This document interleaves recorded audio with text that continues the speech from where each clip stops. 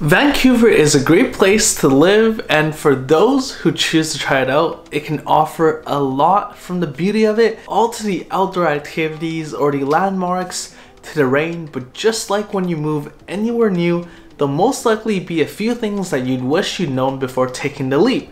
And today I'm sharing with you these 6 things I wish I knew before I moved to Vancouver, Canada. If you guys are new to the channel, I make a lot of videos about Vancouver and its lifestyle, so if that interests you at all, make sure to subscribe and catch the future videos. Number 1 is rental prices. Now, most people who decide to move somewhere new would take a look at the housing expenses before going, as they should, but if you haven't done that, you should start doing some research, as Vancouver is one of the most expensive places to live in all of Canada, with the average cost of a 1-bedroom apartment being $1,950 per month.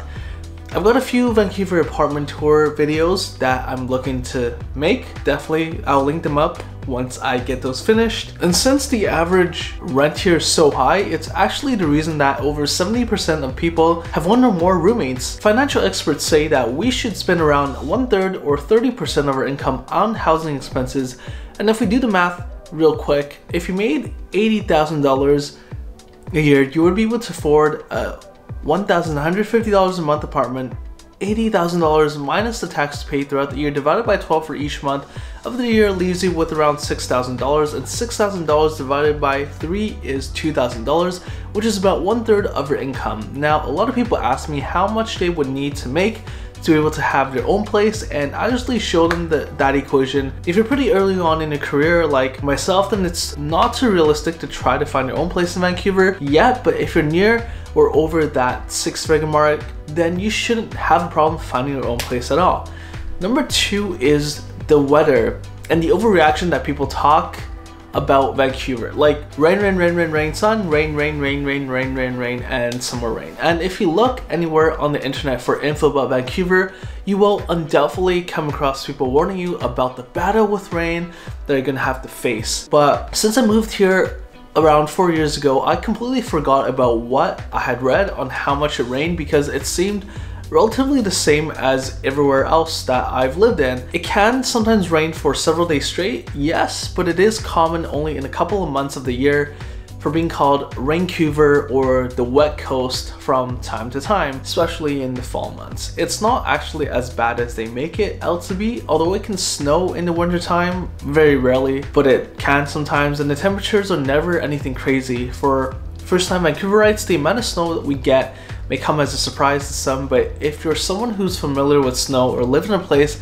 that had it before, it may not really seem like much here. So here's a photo of how much it normally snows during Vancouver winters, and compared to a city like Toronto or Edmonton, there's a drastic difference. As you can see, it's only really a few inches of snow, but it could be a lot if you've never dealt with snow before. So overall, the rain is not as bad as people say it is, but if you do plan to move here, be prepared for a little bit of snow a few days during the year. And I just wanted to mention, if these videos help you guys at all, be sure to let me know down in the comment section below so I actually know to make more of these videos. The number 3 thing is car insurance, and more specifically how insanely priced it is here in Vancouver. However, the transit is so good that you may not need to own a car at all. For some people, they love their cars, and others need them to get to work. So this point is up to you to decide if you need a car or not. The insurance rates are high all over British Columbia,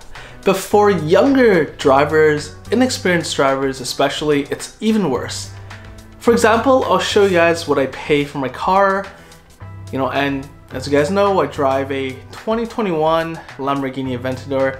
I'm kidding. But, I drive a 2021 Tesla Model Y. I'm 26 years old. I've had my full license for about 8-9 years now. 0 accidents, 0 tickets, and if you guessed, around $370 per month, then you're correct. And that's just going off on average what the car insurance could be for someone of my age, of my driving experience. For a 26-year-old, it definitely would be a little bit harder to afford the car insurance, let alone afford a car and the maintenance expenses that comes with it. And for those of you who are older or have been driving longer than me, say in your 30s or 40s, for an example, my friend drives the 2015 Ford F-150 and pays about $220 a month or so for his car insurance. So if you're relatively young like myself, or even a bit older but haven't really been driving for that long, then be prepared to dish out some hard cash if you plan to drive here, because we get less insurance premium deductibles when it comes to car insurance. The number 4 thing that I want to talk about is transit. Now, if you aren't familiar with Vancouver at all, you're probably expecting me to talk about how slow it is and how it takes forever to get to places, but it's actually the opposite. Vancouver's public transportation is very efficient and convenient. The system includes a variety of transportation options, from buses to sea buses to ferries, as well as sky trains, all of which run from about 5 a.m. to 1 a.m. every single day and are quite reliable. Just like a lot of people, I do find myself that I can get around the city and really go anywhere without having to look at my phone or look for a map. Public transportation is really everywhere.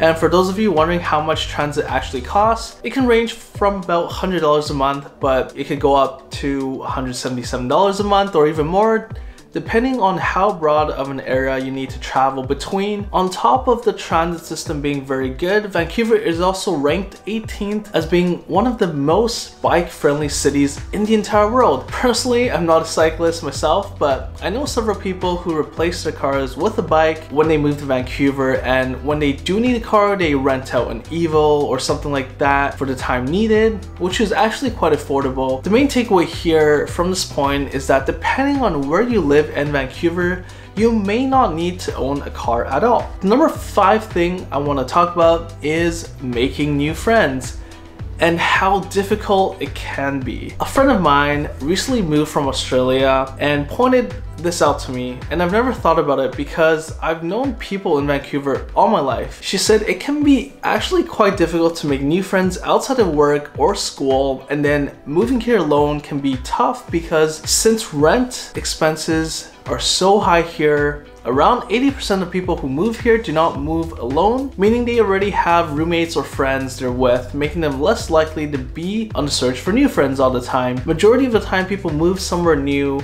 it's either for school or for job opportunities, and my experience with both of those has been really good, and I did not really have a problem making connections at all. At the end of the day, I think it's a matter of who you are and just how bad you want to make new friends. And the last and final point I want to touch on, point number 6, is the not so nice areas of Vancouver. Now, this one is something I did know before I moved here, but I believe it deserves a spot in this video as it is pretty important. The area specifically that I'm talking about is East Vancouver, also known as Hastings, as Hastings Street goes directly through the middle of East Vancouver. And the reason this area is not so nice as I described, it is because of the large amounts of people living on the streets. By no means am I saying all homeless people are bad, but it does contribute to the higher crime rates. Nothing awful has ever happened to me when I've been there, but I do know a few people who have been mugged in the streets. Certainly more garbage than anywhere else in the rest of Vancouver, in the city, and also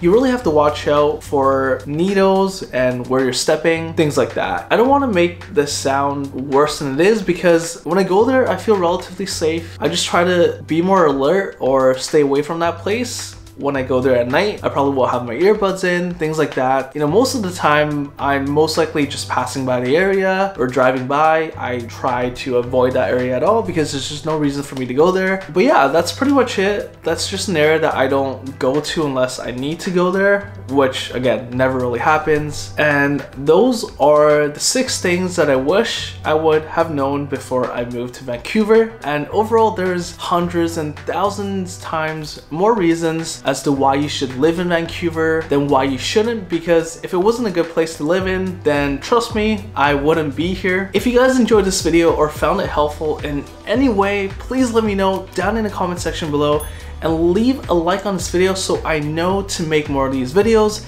and help more of you guys more often, and also subscribe because it does help me out as well. If you have any other questions or points in this video or other video topic ideas that you want me to make, leave them down in the comment section below, and you can also DM me on my Instagram at mr.johnclee. And that's it for this video, so I'll see you guys next time.